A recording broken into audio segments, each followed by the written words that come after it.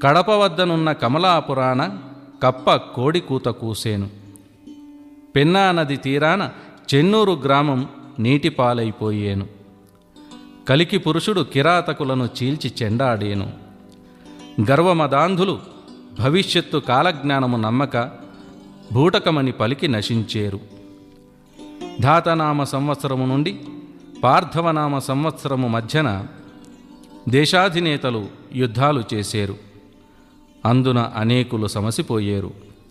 ధాత సంవత్సరము 1996లోనూ పార్థివ సంవత్సరము 2005లోనూ వచ్చును.